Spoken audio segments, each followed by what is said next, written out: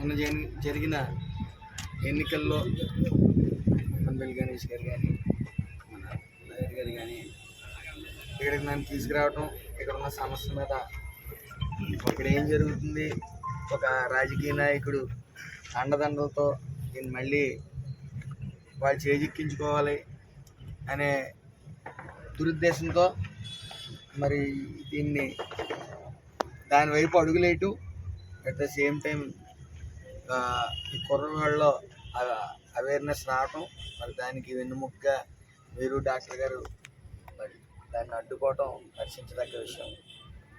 ఎందుకంటే మనకెందుకులే ఉన్న గొడవలు, మన ఇంట్లో గొడవలు, మన వీధిలో గొడవలు సరిపోవట్లేదు, బయట గొడవలు మనకెందుకులే అనుకునే ఈ కాలంలో మరి పిల్లల గురించి ఆలోచించి మరి అనేక మంది వాకింగ్ ట్రాక్ కానీ లేదా క్రికెట్ ఆడుకునే వాళ్ళు పిల్లల గురించి కానీ ఆలోచించి మీరందరూ పోరాడిన తీరు అభినందనీయం. మరి తెలుసు, గత ప్రభుత్వంలో దాచుకో అన్న టైప్లోనే 5 సంవత్సరాలు కూడా కొనసాగింది. ఎక్కడ ఖాళీ ఉంటే అక్కడ, ఎక్కడ కన్ను పడితే అక్కడ ప్రతిదీ కబ్జా చేసుకుంటా ముందుకు సాగారు. కానీ మీరు చెప్పినట్టు ఈ అకాడమిక్ ఇయర్ స్టార్ట్ అయిపోయి చాలా వరకు దగ్గరికి వచ్చింది కాబట్టి అది 10th క్లాస్ వరకు ముందుకు తీసుకెళ్దామా, లేకపోతే మీరు అన్నట్టు ఇంటర్ డిగ్రీ అనేది ఇక్కడ సుమారు 20-25 వేలు దాకా అవుతుంది ఇంటర్ చదవాలన్నా, డిగ్రీ చదవాలన్నా. మరి దాన్ని అధిగమించాలి అంటే కనీసం 150-200లతో చదువుకునే విధానాన్ని ఇంటర్ డిగ్రీ మనం తీసుకురావాలి. కాబట్టి దానివైపు మనం అడుగులు వేద్దాం ఖచ్చితంగా. ఈసారి అందరూ కూర్చొని కూడా ఒక మీటింగ్ ఆర్గనైజ్ చేసి మనందరం ఒక చోట కూర్చుని ఏం చేయాలి అనేది ఏమో అంతకుముందు ఈ గ్రౌండ్ బాగు చేయాలి. కాబట్టి ముందు తీసి ఈ జేసీ బ్యాలెట్ తెచ్చారు కాబట్టి క్లీన్ చేసి వెంటనే ఇక్కడ క్రికెట్ టోర్నమెంట్ అనేది దశమి ఉంది కాబట్టి ఆర్గనైజ్ చేయండి. దానికి విన్నర్స్కి 1,00,000 రూపాయలు, అలాగే రన్నర్స్కి 50,000 రూపాయలు నేను అందజేస్తాను. కమిటీ వేసి దీన్ని రంగరంగ వైభవంగా జిల్లాలో అందరు క్రికెట్ ప్లేయర్స్ ఇక్కడికి వచ్చి ఆడేలాగా మీరు ప్రణాళిక సిద్ధం చేయండి.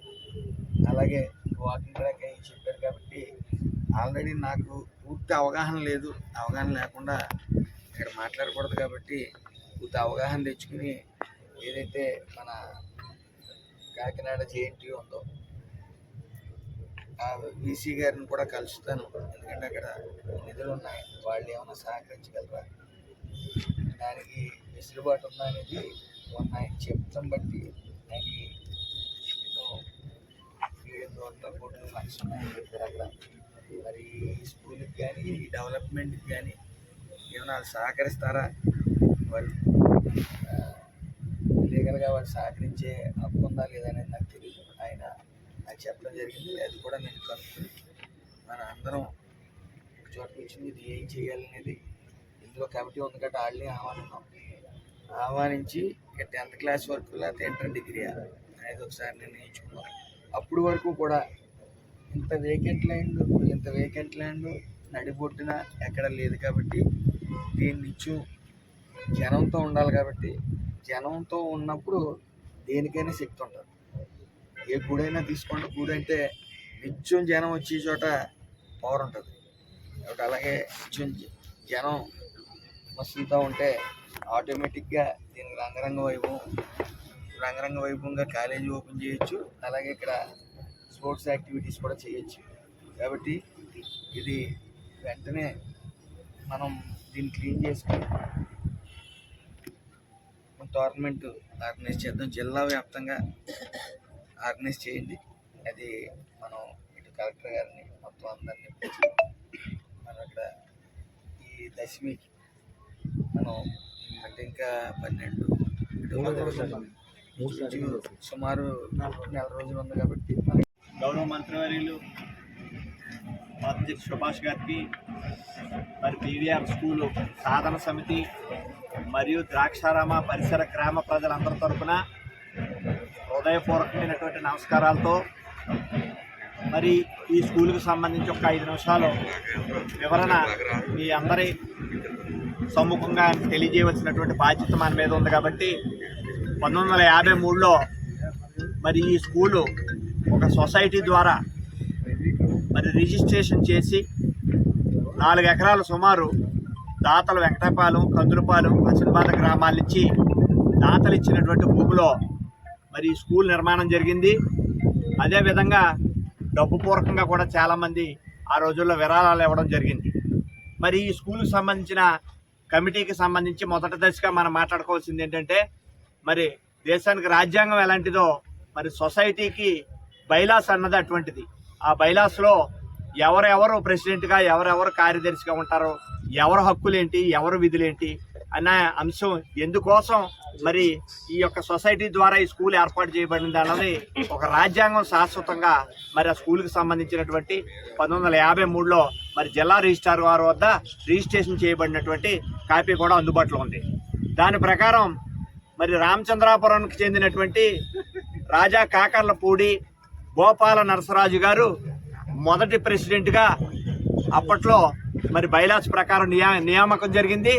అంటే ఆయన మన రాజబాబు గారి తండ్రి మరియు ఇప్పుడు ఉన్నటువంటి గోపాల్ బాబు గారు, కిషోర్ బాబు గారికి తాతగారైనటువంటి ఆయన మొదటి అధ్యక్షుడిగా నియామకం జరిగింది. ఇక శాశ్వత సభ్యులుగా 4 సభ్యులు ఉండడం జరుగుతూ ఉంది. అందులో పైండావారి ట్రస్ట్ అన్నదాన సత్రం నుంచి ట్రస్ట్కి సంబంధించి 2, అదేవిధంగా ఆ ట్రస్ట్ సభ్యులు సూచించినటువంటి 2 పైండావారి కుటుంబం నుంచి ఒక 2 కలిపి 4 సభ్యులు ఉండడం జరుగుతూ ఉంది. ఈ ప్రెసిడెంట్ కానీ ఈ 4 సభ్యులు కానీ వంశపారంపర్యంగా శాశ్వతంగా ఉండేటటువంటి సభ్యులుగా ఉండబడతారు. వాళ్ళు చనిపోతే వాళ్ళ పిల్లలు, వాళ్ళ మనవలు అలాగా.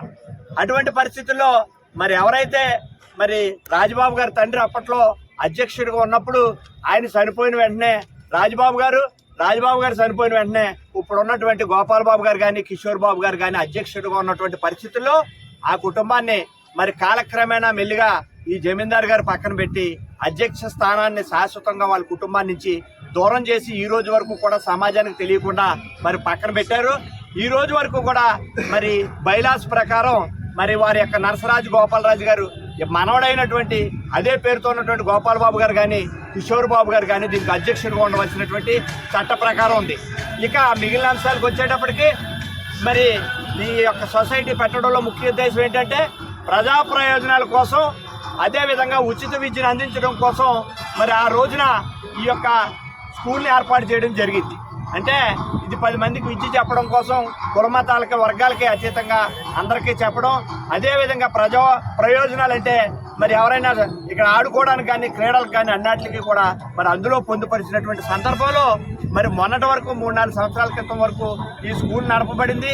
సుమారు 50,000 మంది ద్రాక్షారామ పరిసర గ్రామాలకు చెందినటువంటి వారందరూ కూడా ఇందులో విద్యను అభ్యసించడం జరిగింది. ఇటువంటి సందర్భంలో మరి గత ప్రభుత్వం ఒక జీవో దాఖలు చేసింది.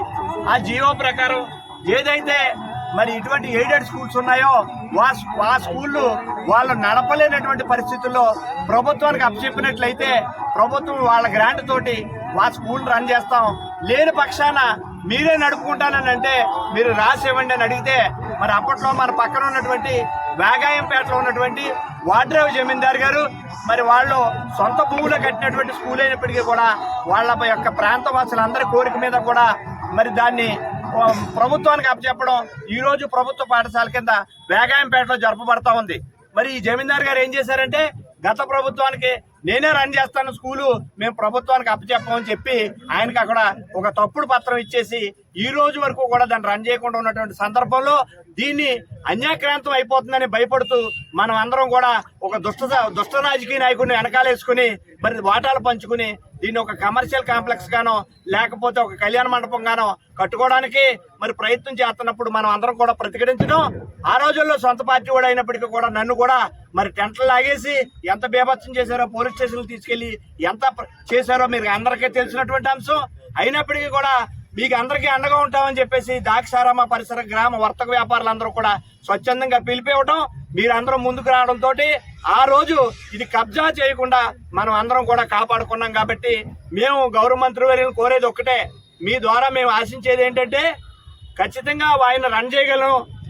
ఇతరులు ఇచ్చినటువంటి దాతలు ఇచ్చినటువంటి భూమిలో మీరు స్కూల్ యథావిధిగా రన్ చేస్తానంటే రన్ చేయండి, మీ అందరికీ మేము సహకరిస్తాం.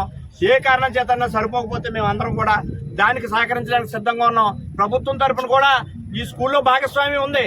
ఈ గ్రౌండ్ బాగు చేయడానికి గతంలో తెలుగుదేశం ప్రభుత్వంలో 8 లక్షల రూపాయలు నిధులతోటి గ్రౌండ్ బాగు చేయడం జరిగింది.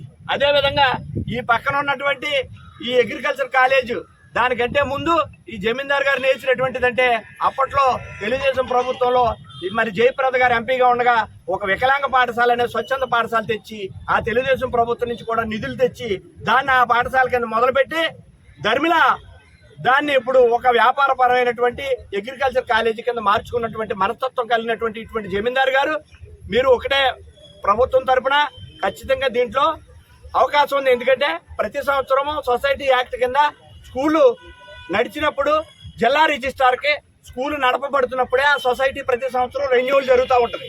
ఈయన తప్పుడుగా సమాచారం అందించి ఇక్కడ స్కూలు నడపబోయినప్పటికీ కూడా దాన్ని రెన్యూవల్ చేస్తూ అతని అధ్యక్షుడిగా ఉన్నటువంటి ఆస్తులను కాపాడేటటువంటి అధికారం బైలాస్ ప్రకారం అధ్యక్షుడిగా మాత్రమే ఉంది. ఆ అధ్యక్షులు ఎవరంటే ఇప్పుడు గోపాల్ బాబు గారు కానీ లేదా వారి బ్రదర్ అయినటువంటి కిషోర్ బాబు గారు కానీ శాశ్వత అధ్యక్షులుగా ఉంటారు. కాబట్టి మరి దీని మీద మీరు ఒకసారి దృష్టి పెట్టి ఖచ్చితంగా మరి భవిష్యత్తులో ఒక వాకింగ్ ట్రాక్ కానీ అదేవిధంగా ఆయన మరి స్కూల్ రన్ చేయగలిగినటువంటి పరిస్థితుల్లో రన్ చేయటం లేని పక్షాన ప్రభుత్వ పరంగా 10వ తరగతి వరకు కూడా ఇక్కడ ప్రభుత్వ పాఠశాల ఉన్నప్పటికీ అక్కడ ఉన్నవారి వీధిలో సరిపోవట్లేదు.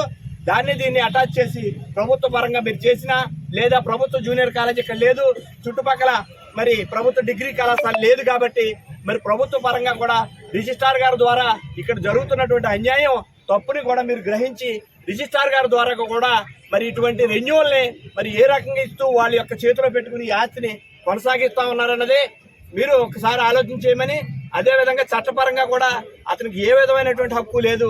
అతను స్కూల్కి అధ్యక్షుడు కాదు, ఒక శాశ్వత మెంబర్గా మాత్రమే ఉంటాడు. కాబట్టి ఈ యొక్క బాడీని వీళ్ళన్నిటిని చేతుల్లో పెట్టుకుని ఈ ఆస్తిని అన్యాక్రాంతం చేయడానికి మరి కృషి చేస్తా ఉన్నారు. కాబట్టి మేము ద్రాక్షారామ పరిసర గ్రామ ప్రజలందరి తరఫున మేము కోరుకునేది ఏంటంటే నిత్యం కలకలలాడేటటువంటి ఈ స్కూల్ని మళ్ళా మీరు పిల్లలతోటి మీరు ఒక విద్యా సంస్థగా మళ్ళీ తిరిగి మీరు పునరుద్ధరించడానికి నిత్యం మరి ఎవరైతే యువకులు ఇక్కడ కొన్ని సంవత్సరాలుగా చదువుకుంటూ ఎన్నో పెద్ద పెద్ద స్థాయిలో డిఎస్పీల స్థాయిలో స్పోర్ట్స్ కోటాల్లో ఉద్యోగాలు పొందినటువంటి ఇటువంటి గ్రౌండ్ని మీరు తిరిగి పునరుద్ధరిస్తారని చెప్పేసి ద్రాక్షారామ మరియు పరిసర గ్రామ ప్రజలందరి తరఫున మీకు శిరస్సు వంచి పాదాభివందనాలు తెలియజేస్తాం.